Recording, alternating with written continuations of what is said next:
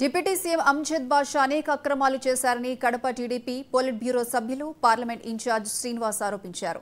ప్రభుత్వం నుంచి 2150 కోట్ల రూపాయలు తెచ్చామని అంజద్ బాషా గొప్పలు చెబుతున్నారు.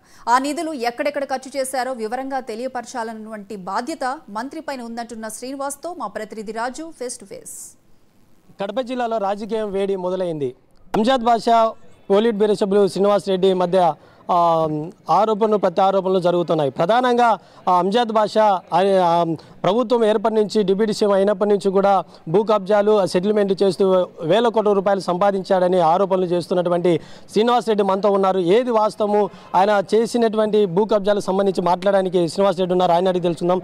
సార్ చెప్పండి, ప్రధానంగా ప్రభుత్వం ఏర్పడినప్పటి నుంచి కూడా అంజద్ బాషా అనేకటువంటి అక్రమాలకు పాల్పడినారంటున్నారు. ఏది అది మీరు ఆరోపిస్తున్నారు, ఏది వాస్తవంగా అని చెప్పవచ్చు?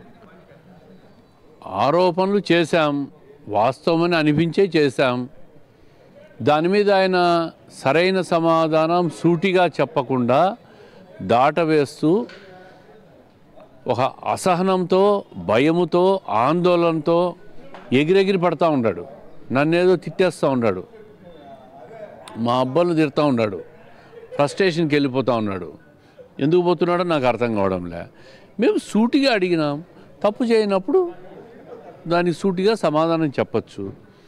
అయ్యా, మీరు లేఅవుట్లు చేశారు, నువ్వు మీ సోదరుడు, ఆ లేఅవుట్లలో ప్రభుత్వ భూమి కలిసింది అంటున్నారు, నిజమా అని అడుగుతున్నాం. నిజం కాదంటే నిజమని కాదని ప్రజాస్వామ్యంలో ప్రజాప్రతినిధి ఒక ఆరోపణలు వచ్చినప్పుడు అవి సమాధానం చెప్పాల్సిన బాధ్యత వాళ్ళకు ఉంది. కానీ దాని మీద ఏదో తిరగబడి దాన్ని డైవర్ట్ చేసేసి వ్యక్తిగత విమర్శలకు పోతూ ఉన్నాడు ఆయన. నేను వ్యక్తిగత విమర్శలు చేయలే, అవినీతి ఆరోపణలు చేస్తున్నా. రెండవది, 2150 కోట్లు తెచ్చినా నేను అంటున్నాడు. ఆయన తెచ్చాడా, ఆమె ఆస్తులు పెంచుకున్నాడా నాకు అర్థం కాలే.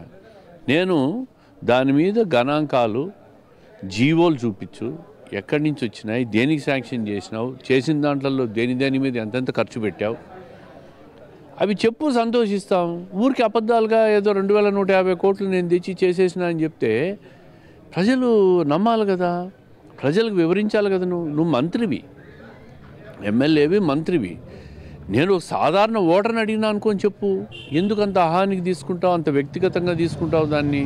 రాజకీయాల్లో ప్రతిపక్షం అనేది ఒకటి ఉంటుంది, వాళ్ళు అడుగుతూ ఉంటారు, విమర్శిస్తూ ఉంటారు. దానికి రాజ్యాంగబద్ధంగా సరైన పదజాలంతో సమాధానం చెప్పాలి. అయితే అంజద్ బాషా అంటున్నాడు, నేను తెరిచినటువంటి పుస్తకము, నేను ఎక్కడైనా అక్రమాలకు పాల్పడి ఉంటే, సెటిల్మెంట్కు పాల్పడి ఉంటే అవి నిజంగా వాళ్ళ దగ్గర ఉంటే చూపించాలని, బయట పెట్టాలని చెప్పి కూడా అంజద్ బాషా అంటున్నారు. దీనిపైన మీరేమంటారు? అన్నీ బయటకు వస్తాయి. సరైన సమయంలో ఎన్నికలు ప్రకటించిన తర్వాత ఖచ్చితంగా అన్నీ బయటికి తీస్తాం. ఇప్పుడు ఎందుకు తీస్తాం మేము? ఆయన అభ్యర్థితో కాదో మాకు తెలీదు. చాలామంది రకరకాలుగా అనుమానాలు వ్యక్తం చేస్తూ ఉంటారు, ఆయన అభ్యర్థి కాదేమో అని. ఇంకా అభ్యర్థి కానప్పుడు ఆయన మీద ఆరోపణ చేసి ప్రయోజనం ఏముంటుంది? జగన్మోహన్ రెడ్డి గారు శిష్య బృందంలో ఆయన ఒకడు. ఆయన రాష్ట్రాన్ని అమ్మేస్తున్నాడు, ఈయన కడపను అమ్మేస్తూ ఉన్నాడు. సరైన సమయంలో ఆధారాలతో సహా బయట పెడతాం అన్నీ.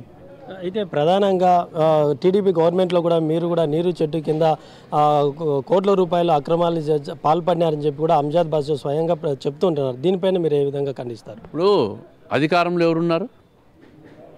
వైఎస్ఆర్ కాంగ్రెస్ పార్టీ. ఆయన ఎమ్మెల్యే కమ్ మంత్రి. పాల్పడింటే చర్యలు తీసుకోమను. నీరు చెట్టు ఆఫీసుకు పోయి ఎన్ని శాంక్షన్ చేశారు, ఎంత అయింది, ఏమైంది అని తెలుసుకొని బయటికి తీసి తిన్నోళ్ళను కేసులు పెట్టి జైల్లో పెట్టండి. నిన్ను ఈ మీద ఏదో ఆరోపణ చేస్తే నువ్వేదో ప్రత్యారోపణ చేసేస్తే సరిపోతుందా? 5 ఏళ్ళు అయిపోతా ఉంది నువ్వు ఎమ్మెల్యేగా ఉండి, మంత్రిగా ఉండబట్టి. ఏదో నిన్ను ఒరాన్ని అంటే నువ్వు తరే అంటావా? అది కాదు కదా. నీ దగ్గర అధికారం ఉంది, నీ దగ్గర అధికారులు ఉన్నారు. నీరు చెట్టులు ఎన్ని శాంక్షన్ అయినాయి, ఎవడెంత తిన్నాడు బయట పెట్టి విచారం చేసి చర్యలు తీసుకో, జైల్లో పెట్టు. వద్దనిలే ఏదో నువ్వు మాట్లాడేస్తే సరిపోతుంది ఆ కౌంటరు. అయితే ప్రధానంగా ఫైనల్గా ఇప్పుడు కడప నియోజకవర్గాన్ని అంతా డెవలప్మెంట్ చేస్తున్నాం, ఆయనకు కనపడలేదా, కోట్ల రూపాయలతో రోడ్డు డివైడ్ చేస్తున్నామని చెప్పి కూడా ఆరోపిస్తున్నారు. దీనిపైన మీరేమంటారు? మాకు కనపడలేదు, మేము కళ్ళ గంతలు కట్టుకున్నామని చెప్పి మాట్లాడుతున్నాడు. ఒక్కసారి శివారు ప్రాంతాల్లో దాదాపు 10 నుంచి 15 డివిజన్లలో ఇప్పటికీ రోడ్లు లేని ప్రాంతాలు ఉన్నాయి. ఇప్పటికీ డ్రైనేజ్ వ్యవస్థ లేదు, తాగే నీళ్ళు లేదు. మురికి కాలువల్లో డ్రైనేజ్ వ్యవస్థ పనిచేయక దోమలన్నీ వచ్చి అంటువ్యాధులు వచ్చి చాలామంది పేదవాళ్ళు రోగాలతో పడి మంచం బారిన పడి ఇబ్బందులు పడుతున్నారు. దాని మీద మీరు ఫోకస్ చేయండి, విస్తరణ చేయండి, రోడ్లు సర్కిళ్లను సుందరీకరణ చేయండి, ఎవరు వద్దనలా. బట్ ప్రియారిటీ వైజ్గా చెయ్యండి, అక్కడ కూడా చేయండి అని అడుగుతున్నాం మేము. అవి చేయకుండా కడపలో ఏదో ఒక సర్కిల్ సుందరీకరణ చేసేసి గ్రానైట్లు వేసేస్తే ఆడ వ్యాధిన పడిన పేదవాళ్ళంతా వ్యాధి నయమైపోతుందా? ఫాగింగ్ చేయరు. బస్తీల్లో అయితే కాలువల్లో డ్రైనేజ్ వ్యవస్థ పని చేయక దోమలన్నీ వచ్చి మనుషులు అల్లాడిపోతూ ఉంటారు. రోడ్స్ లేవు, వర్షం పడితే గుంతలు గుంతలు అయిపోయి మురికి కాలువల మాదిరి అయిపోయినాయి. ప్రజలు మొత్తుకుంటూ ఉన్నారు. దాని మీద స్పందించండి మీరు.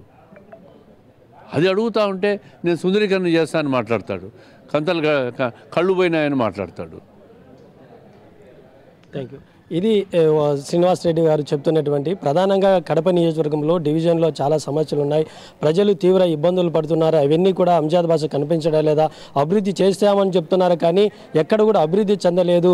మరి భూ కబ్జాలకు సంబంధించి కూడా మరి ఆ పక్క అయితే ఎన్నికలు ఇంకా సమయం దగ్గర ఉంది కాబట్టి వాటన్నింటిని కూడా బయటికి పెడతామని చెప్పి శ్రీనివాస్ రెడ్డి అంటున్నారు. కెమెరామెన్ నర్సయ్యతో